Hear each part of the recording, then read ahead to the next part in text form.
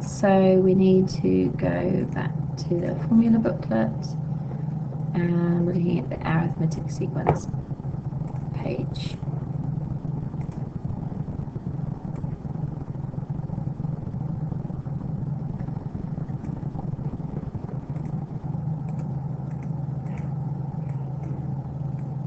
Alright, so write down the value of the common difference. Well, we know the 10th term and the 11th term.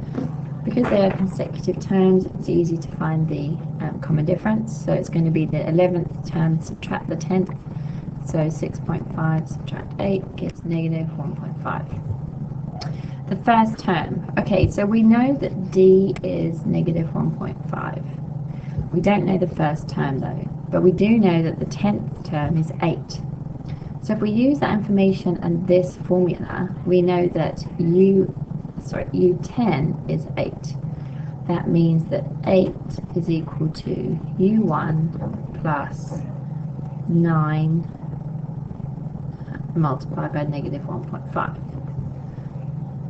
Do you follow that? So that's, this was the 10 minus 1, the n minus 1, and this is my D.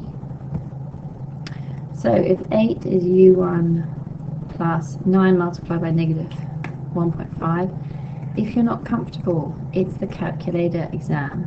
So 9 multiplied by negative 1.5 is negative 13.5. So U1 is going to be 8 plus 13.5.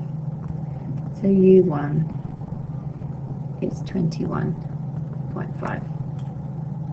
Okay, don't try and do these things in your head if you are not comfortable doing it.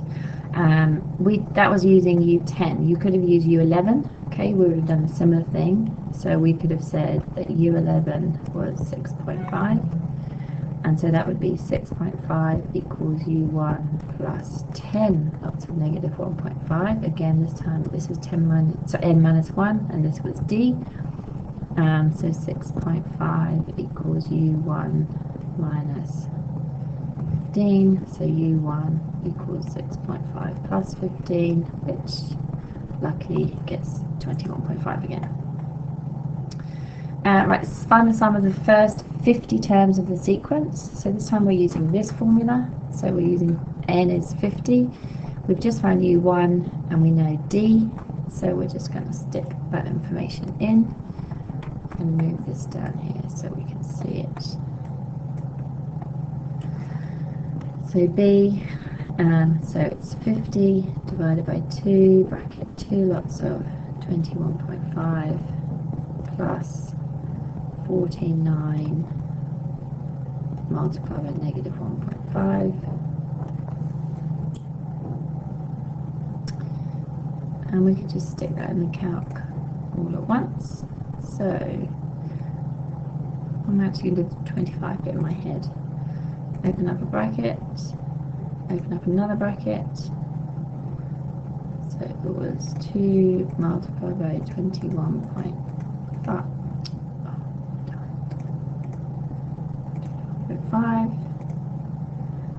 plus bracket 49 multiplied by negative 1.5, close both brackets, gives negative 762.5. That's the answer. Okay, question 4. Here's a function for the graph of f. Find the x-intercept. So the x-intercept is when y is equal to 0. So we would have 0 equals 2x. Why have I put them in brackets? I don't really know.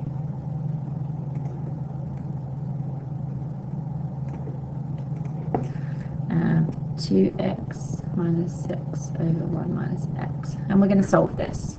So I'm going to multiply by my denominator. When I bring that to the side, it becomes multiplied, and it still is 0. So 0 equals 2x minus 6. 2x equals 6. X equals 3. There we go. There's my x-intercept. X equals 3. Write down the equation of the vertical asymptote. We know that vertical asymptotes happen when the bottom of the fraction is equal to 0. Hopefully you remember that. So we know that the vertical asymptote happens when the bottom of the fraction is equal to 0. And it has to be an equation, so that's when 1 subtract x equals 0. So 1 equals x. There is my equation of the line. So that's that done. We now need to find the equation of the horizontal asymptote. So just as a reminder, we knew that it was going to be x equals something for the vertical asymptote. For a horizontal asymptote, we know it's going to be y equals something. So we have to decide how we do that. So horizontal asymptotes happen when, remember, you stick a really big number into x in both positions.